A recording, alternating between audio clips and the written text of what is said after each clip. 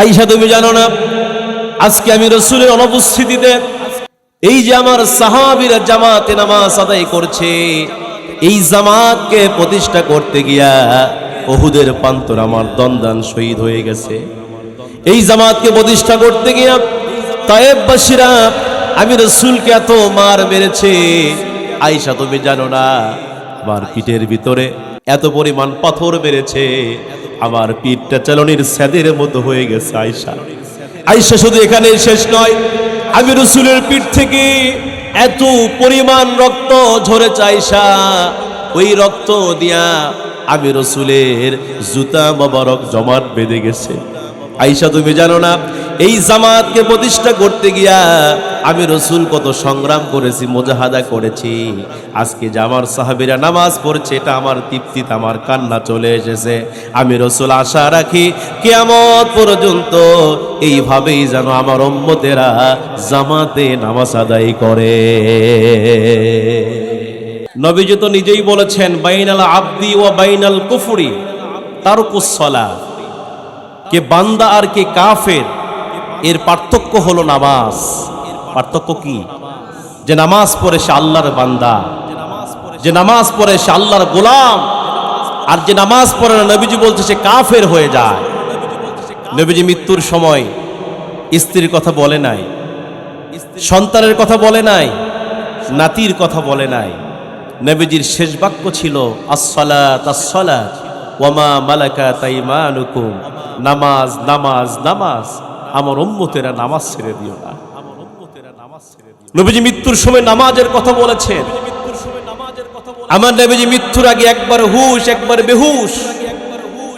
নবীজি অসুস্থ, গায়ে ভীষণ জ্বর, নামাজের সময় হয়ে গেল। সাহাবায়ে কেরাম রাদিয়াল্লাহু তাআলা আনহুমরা মসজিদে নববীতে গেলেন। নামাজের সময় হয়ে যাইতেছে কিন্তু নবীজি মসজিদে আসে না। সাহাবীরা চিন্তার মধ্যে পড়ে গেলেন, আজকে আমরা কার পিছনে নামাজ পড়ব? আজকে আমাদের ইমাম কে হবে? কার পিছনে আমরা ইক্তেদা করব? আজকে সাহাবায়ে কেরাম অস্থির হয়ে গেলেন। এক পর্যায়ে সাহাবীরা মাশওয়ারা করলেন, পরামর্শ করলেন, যেহেতু রাসূল হয়তো আর আসতে পারবে না, সুতরাং ইমাম তো একজনের বানান লাগবে। কথা বলেন না কেন? ইমাম ছাড়া কি নামাজ হয়? ইমাম ছাড়া নামাজ হয়? তো ইমাম তো লাগবে একটা। সাহাবীরা তখন মাশওয়ারা করলেন কাকে ইমাম বানানো যায়। সাহাবায়ে কেরাম পরামর্শ করে সিদ্ধান্ত নিলেন যে নবীজির পরে সবচাইতে যিনি যোগ্যতা সম্পন্ন ব্যক্তি তার নামই হলো আবু বকর সিদ্দিক রাদিয়াল্লাহু তাআলা আনহু। আবু বকরকে সাহাবায়ে কেরামরা রাসূলের ওই ইমামতির জায়নামাজে দাঁড় করিয়ে দিলেন। কারণ নবীজি বলতেন সারা পৃথিবীর উম্মতের আমল যদি এক পাল্লায় দেওয়া হয় আর আমার আবু বকরের আমল যদি আরেক পাল্লায় দেওয়া হয়, নবীজি বলতেন আবু বকর এর আমলের পাল্লাটা বেশি ভারী হয়ে যাবে। আবু বকরকে তারা নবীজি ওই জায়নামাজে দাঁড়িয়ে দিলেন। আবু বকর সিদ্দিক রাদিয়াল্লাহু তাআলা আনহুর ইমামতিতে নামাজ শুরু হয়ে গেল।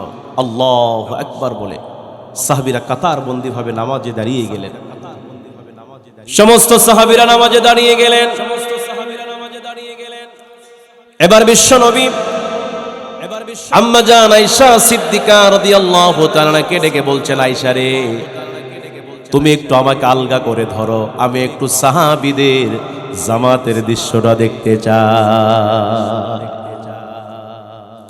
সাহাবীদের জামাতের দৃশ্য আমি রাসূল দেখতে চাই। আমার নবীজি এই কথা যখন বললেন মুহূর্তের ভিতরে আম্মা জান আয়েশা সিদ্দিকা রাদিয়াল্লাহু তাআলা আনহা আল্লাহর নবীকে আলগা করে ধরলেন হুজরাখানা থেকে। আমার নবীজি তিনি ওই মুহূর্তে সাহাবীদের জামাতের দৃশ্য দেখতেছে, আর চোখের কোনা দিয়া বিশ্ব নবী টপ টপ করে পানি পড়তেছে। আম্মা জান আয়েশা আমার নবীজির চোখের পানি মুছায়া দিচ্ছে আর বলছেন, ইয়া রাসূলুল্লাহ আপনি সাহাবীদের নামাজের দৃশ্য দেখছেন আর কেন কান্না করছেন? আপনার চোখ থেকে পানি পড়ছে কেন? আপনার কি কষ্ট হচ্ছে নাকি? আপনার কি ব্যথা লাগছে নাকি? নবী আপনি কেন কান্না করছেন?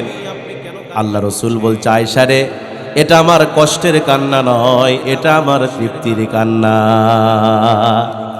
আয়েশা তুমি জানো না, আজকে আমি রাসূলের অনুপস্থিতিতে এই যে আমার সাহাবীরা জামাতে নামাজ আদায় করছে, এই জামাতকে প্রতিষ্ঠা করতে গিয়া উহুদের প্রান্তরে আমার দন্দান শহীদ হয়ে গেছে। এই জামাতকে প্রতিষ্ঠা করতে গিয়া তায়েববাসীরা আমি রাসূলকে এত মার মেরেছে। আয়েশা তুমি জানো না, আমার পিঠের ভিতরে এত পরিমাণ পাথর মেরেছে, আমার পিঠটা চালনির স্যাদের মতো হয়ে গেছে। আয়েশা শুধু এখানে শেষ নয়, আমি রাসূলের পিঠ থেকে এত পরিমাণ রক্ত ঝরেছে আয়েশা, ওই রক্ত দিয়া আমি রাসূলের জুতা মোবারক জমাট বেঁধে গেছে। আয়েশা তুমি জানো না, এই জামাতকে প্রতিষ্ঠা করতে গিয়া আমি রাসূল কত সংগ্রাম করেছি, মুজাহাদা করেছি। আজকে যে আমার সাহাবীরা নামাজ পড়ছে, এটা আমার তৃপ্তিতে আমার কান্না চলে এসেছে। আমি রাসূল আশা রাখি কিয়ামত পর্যন্ত এইভাবেই যেন আমার উম্মতেরা জামাতে নামাজ আদায় করে। সেই নামাজ আজকে আমরা পড়ি না। মুয়াজ্জিন সাহেব মসজিদের মিনার থেকে ডাক দিচ্ছে, হাইয়া আলাস সালাহ, বান্দারে নামাজের জন্য আসো। হাইয়া আলাল ফালাহ, বান্দারে কল্যাণের জন্য আসো। আস-সালাতু খায়রুম মিনান নাওম, ঘুম থেকে নামাজ উত্তম। বান্দা আর ঘুমায়ও না, তুমি কোন দিকে যাও? আসো না মসজিদ, আমারে সেজদা দাও। আল্লাহকে সেজদা দিলে খুশি হয় কে? আল্লাহ পাক বলে, বান্দা সবচেয়ে আমার নিকটবর্তী হয় নামাজের ওই অংশে, যখন বান্দা তার কপালটা আমার কদম মোবারকে সেজদা অবনত হয়ে যায়। এই জন্য রাসূল নামাজকে মেরাজ বলছেন, আস-সালাতু মেরাজুল মুমিনিন। আমার নবীজি নামাজকে বলছেন, নামাজ হচ্ছে মুমিনদের জন্য মেরাজ। নবীজি বলছেন, যার নামাজ আছে তার ঈমান আছে, আর এই নামাজের মাধ্যমে একমাত্র রবের সন্তুষ্টি অর্জন করা যায়, ঠিক কিনা? নবীজি হাদিসেও বলেছেন, মৃত্যুর পরে বান্দাকে আল্লাহ পাক সর্বপ্রথম যেই বিষয়ে জিজ্ঞাসাবাদ করবেন সেটি হচ্ছে নামাজ। আউয়ালু মা ইউহাসাবু বিহিল আবদু ইয়াউমাল কিয়ামাতিস সালাহ। আল্লাহ পাক সর্বপ্রথম নামাজের হিসাব নেবেন, কতক্ষণ, ঠিক কিনা? এই জন্য মুসলমান ভাইয়েরা আমার, সাহাবীরা নামাজ পড়েছেন, সাহাবীরা রোজা রেখেছেন, সাহাবীরা জিহাদ করেছেন, কিন্তু সাহাবীরা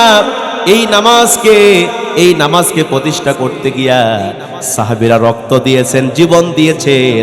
আজকেও যদি বাংলার জমিনে এই নামাজের বিল পাস করার জন্য যদি আমাদের ঐক্যবদ্ধ হতে হয়, যদি আমাদের জীবন দিতে হয়, যদি আমাদেরকে শাহাদাতের কাপড় পরে, ওই জানাজার ওই কাপড়ের কাপড় পরে আল্লাহর কোরআনকে বুকে ধারণ করে যদি বাংলার জমিনে কোরআনের এই বিধানকে, নামাজকে পার্লামেন্ট পর্যন্ত যদি বাস্তবায়নের জন্য যদি মুসলমানদেরকে ঐক্যবদ্ধ হতে হয়, মুসলমানদেরকে রাজপথে নামতে হয়, ও শিবগঞ্জের মুসলমান, আপনারা কি রাজপথে নামার জন্য তৈরি হয়ে আছেন নাকি?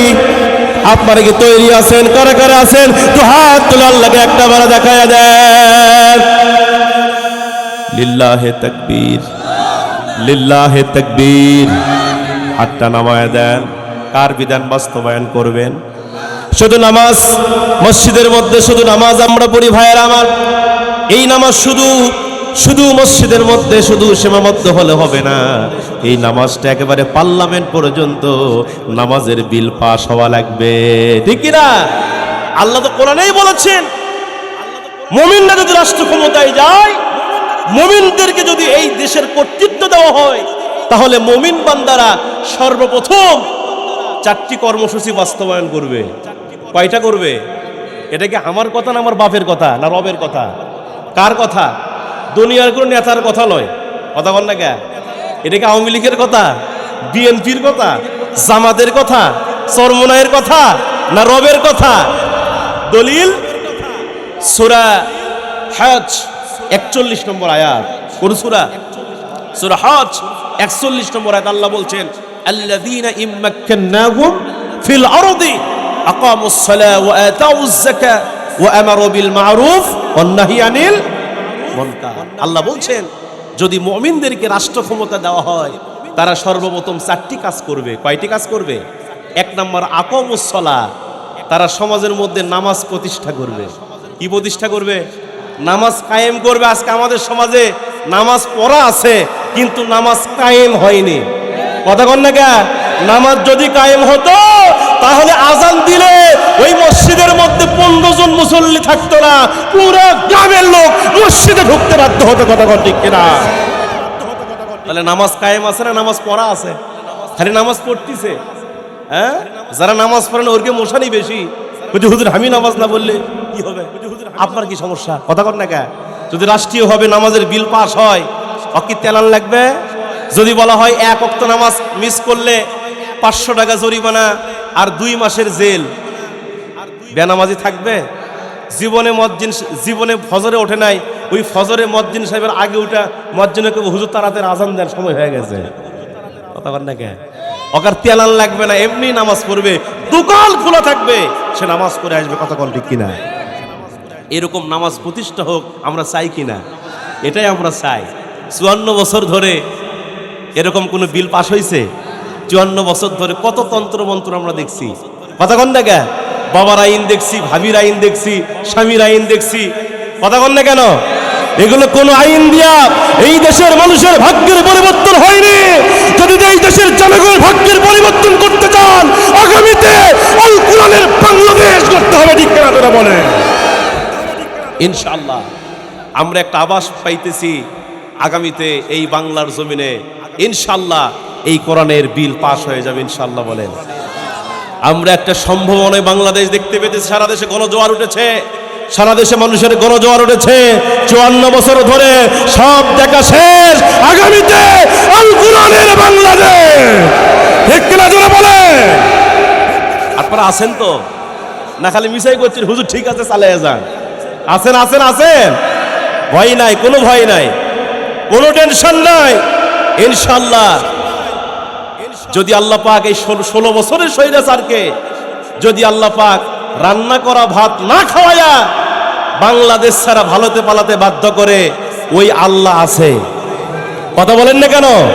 রান্না করা ভাত খাওয়ার ভাগ্যে হয় নাই। বাংলাদেশের জনগণ এমন জনগণ, এরা ধরে না, ধরলে জুতা নেওয়ার সময় দেয় না। ঠিক কিনা তোরা বলেন? ইনশাআল্লাহ।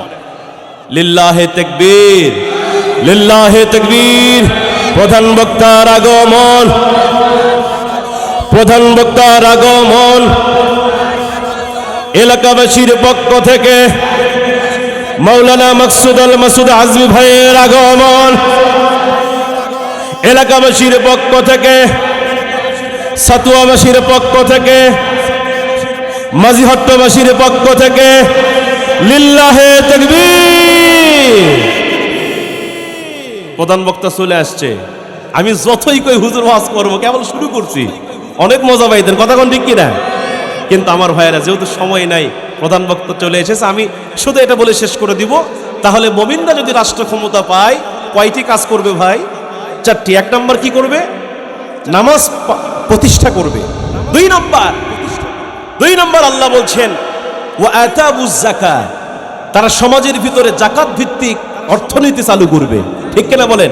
আজকে আমাদের এই সমাজে সুদ ভিত্তিক অর্থনীতি চালু আছে। যদি ইসলাম কায়েম হয়ে যায়, যাকাত ভিত্তিক অর্থনীতি সমাজে প্রতিষ্ঠিত হবে। কথা কোন ঠিক কিনা? 3 নম্বর ওয়া আমারু বিল মারুফ, তারা সৎ কাজের আদেশ করবে, সমাজের মধ্যে ভালো ভালো কাজ চালু হয়ে যাবে। ওয়ান নাহি আনিল মুনকার, এবং অসৎ কাজগুলিকে এই রাষ্ট্রপ্রধান এক এক করে সব অসৎ কাজগুলো, অন্যায় কাজগুলোকে সমাজের মধ্যে বন্ধ করে ফেলবে। কথা বলেন ঠিক কিনা? আল্লাহ পাক যেন সেই ইসলামিক রাষ্ট্র, কোরআনের দেশ হিসাবে, কোরআনের পার্লামেন্ট হিসাবে আল্লাহ পাক যেন এই বাংলার জমিনকে কবুল করে নেয়।